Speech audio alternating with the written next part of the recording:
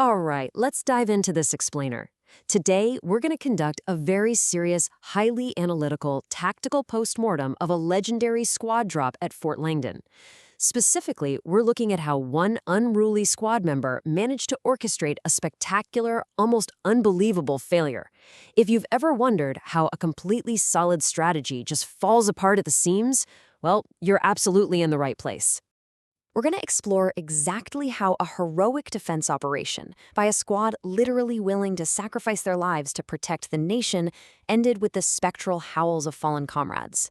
This whole situation is basically a masterclass in what not to do on the battlefield.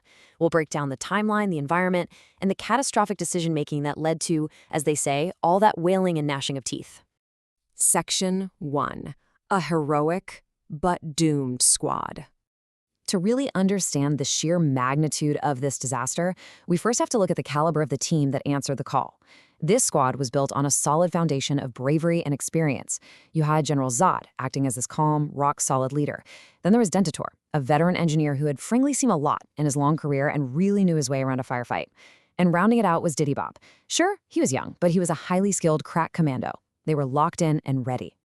But then we have this stark, almost deadpan contrast between those focused veterans and the fourth member of the squad, Slippery Jim Degrees.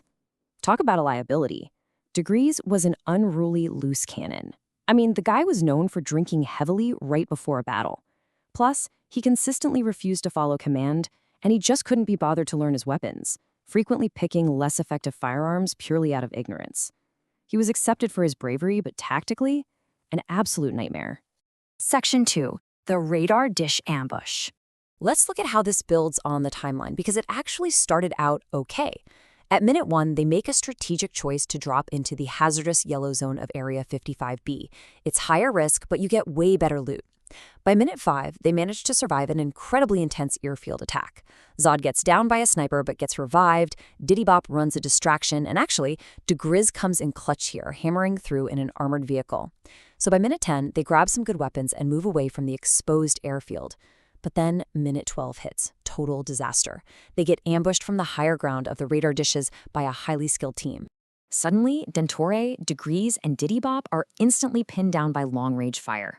General Zod, who is halfway up the hill, launches this totally heroic flank. He comes in from the side, noob 2 blazing, TR7 ready to melt the enemy, but he's just vastly outnumbered. He downs one, but the enemy takes out Dentore, and Diddy Bop gets locked in this life-and-death struggle. Zod finally defeats the squad, but gets down himself right as that deadly, encroaching ring of fire approaches. Section 3. Error 1. The Cliff. Okay, so here's the critical juncture. Zod and Diddy Bop are both downed, urgently requesting a res. The survival of the entire squad now rests entirely in the deeply inebriated hands of Slippery Jim Degrees. And here is our first massive tactical blunder. Degrees reacts way too slowly to revive Diddy Bop. Then, stumbling around in a drunken stupor trying to rescue General Zod, he literally falls straight off a cliff. I mean, you can't make this up. He survives the fall, but he's way too far down to help. So Dentor can only watch from the ether and weep as Zod and Diddy Bop are utterly consumed by the ring of fire. Section 4. Error 2. The Rope. Slippery Jim is now the sole survivor. He's running for his life, with the ghosts of his fallen comrades actively egging him on toward glory and redemption. He knows at least one enemy team is hot on his heels, and this perfectly illustrates his next catastrophic error. The obvious tactical move was to use the rope he found to quickly gain some vital distance. Did he use it? Of course not. He completely ignores it and just blindly runs down the valley, losing incredibly valuable ground and totally disregarding the spectral howls of his squadmates. Section 5. The Revive Tower Failure. This entire chain of incompetence leads us right to the climax of our postmortem. Degrees finally arrives at the Revive Tower totally alone. And remember how he refused to learn his weapons? Well, because of that, he's clutching what can only be described as a piss-poor, green, non-meta weapon. It is an incredibly weak piece of loot that virtually guaranteed he'd be at a massive disadvantage in any firefight. He engages the tower. Boom. A massive siren immediately echoes across all of Fort Langdon, alerting the whole enemy horde to his exact location. His ghostly squadmates are watching with urgent zeal. All he has to do, literally the only thing standing between him and legendary redemption, is hold out for exactly 20 seconds. So what does he do? Does he make a heroic final stand, show that mateship on the battlefield conquers all? No, he just gives up. He lays down on the ground with his terrible weapon and waits to die. And sure enough, tap tap, gone. He is easily bested by the absolute lowest tier of enemies, instantly eliminated right before the revival can finish. The meter was almost full and he just let it slip away.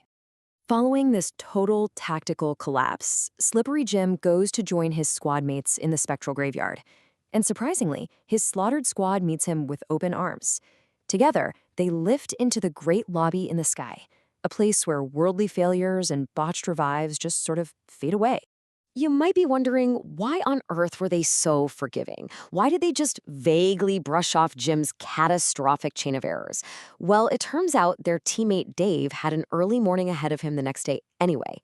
The stakes felt intensely high in the heat of battle, for sure, but the reality of an early morning alarm clock brings everything into a rather humbling perspective. As we wrap up this explainer, I really want to leave you with this final thought. If the siren sounded across Fort Langdon and your squad's ghosts were watching your every move, would you have the tactical discipline to hold the line for those agonizing 20 seconds? Or would you just lay down in the dirt like Slippery Jim? Just remember, on the battlefield, preparation and understanding your equipment is absolutely everything. Thanks so much for joining me on this deep dive, and I'll catch you on the next one.